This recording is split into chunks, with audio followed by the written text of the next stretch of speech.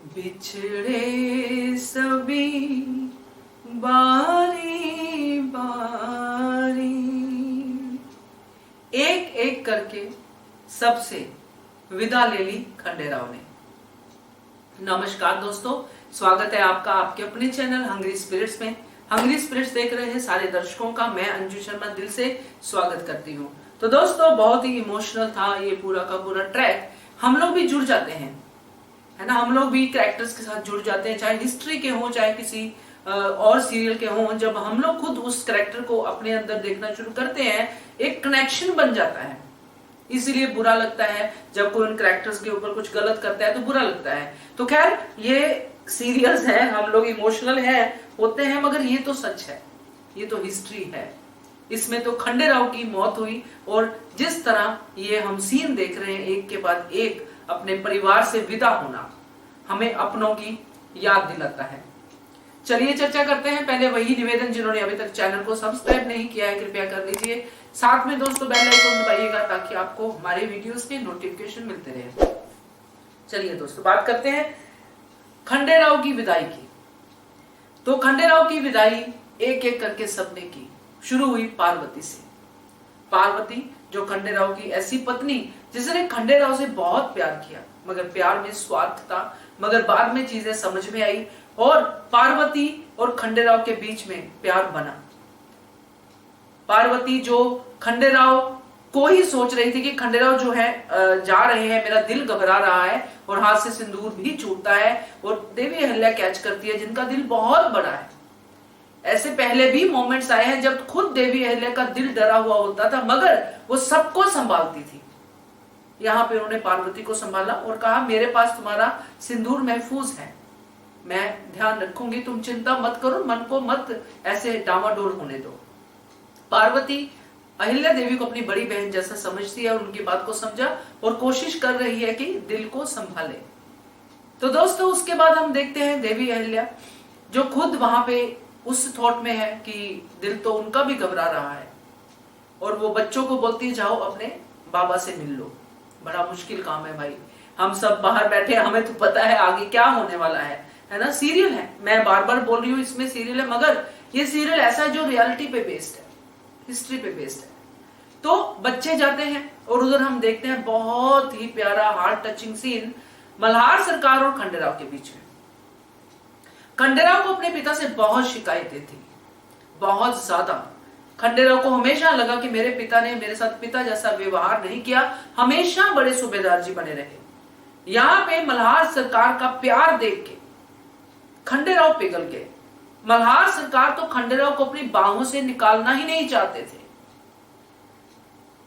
एक टच पिता का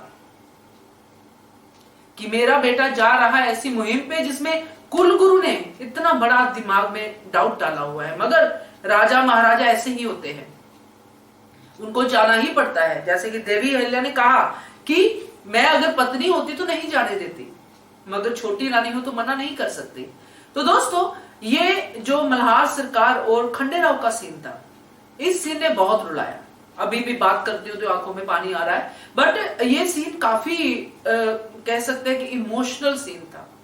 ऐसी बॉन्डिंग जो दिखी हमें खंडेराव और मल्हार सरकार में इन दिनों, वो पहले कभी नहीं दिखी। बीच बीच में आती थी फिर चली जाती थी, मगर ये जो दिखी, ये बॉन्डिंग वही होती है जब अलविदा कहने का समय आता है, तब दिल दूसरी जगह सोचता ही नहीं,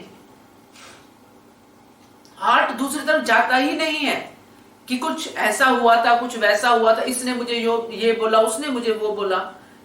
तब यही करता है दिल की इस अपने बंदे को जो हमसे दूर जा रहा है, मुहिम पे जा रहा है, इसको अपनी बाहों में भर के रखो, इसको कहीं दूर जाने ही ना दो। वही हमें वहां पे फीलिंग आ रही थी। खैर, राजा है, मल्हार सरकार बड़े सूबेदार हैं, भेजना ही पड़ा, और साथ में सारी शिकायतें भी दूर कर दी खंडेराव की। और खंडेराव ने भी बड़े दिल से कहा कि बाबा साहिब, मैं आपका सर कभी झुकने नहीं दूंगा। ऐसे ही थे खंडेराव। तो दोस्तों, उसके बाद बच्चों के साथ जो सीन हुआ, बच्चे भी बार बार, क्योंकि बड़ों को देख रहे हैं कि अंदर जो माहौल है, मेरी छोटी आई ऐसा बोल रही है, मैंने देखा है ऐसा हो रहा है, आप मत जाइए, हमारा मन भी घबरा रहा है, बच्चों का भी। अब आप देखिए कि जो इंसान खंडेराव अभी उस प्रॉब्लम से उठा है, उसके सामने बार बार ये बातें आ रही हैं, तो उसके दिल में क्या हो रहा होगा, कितनी लड़ाई हो रही होगी उसके दिल में। तो खंडेराव तो उसमें से एक ही चीज लेके चल रहा है कि मुझे जीतना है, मुझे अपने फैमिली को, अपने परिवार को जो है प्राउड फील कराना है। इसलिए उन्होंने सबको बड़े प्यार से संभाला, बड़े प्यार से समझाया। और दोस्तों सबसे एक एक करके ऐसी विदा ली कि कोई इस विदाई को भूल ही नहीं पाएगा, ना बच्चे, ना पार्वती, ना मल्हार सरकार और ना ही गौतमा। क्योंकि जब बाहर हम देखते हैं जाने का सीन था जिसमें गौतमा आरती उतार रही थी, वहां पे गौतमा जो थी उसके मन में भी वही डर था,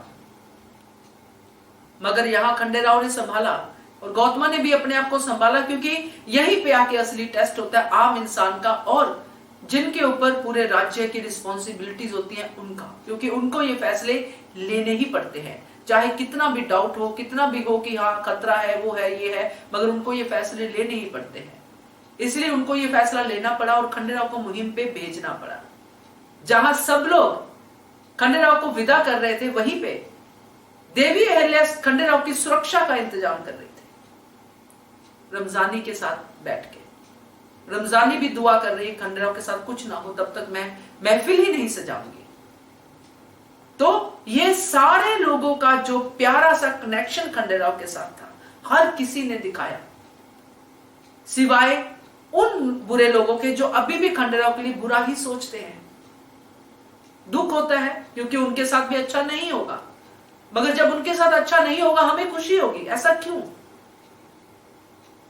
क्योंकि उन्होंने इतना बुरा किया है इस परिवार के साथ, सिर्फ सत्ता के लालच में।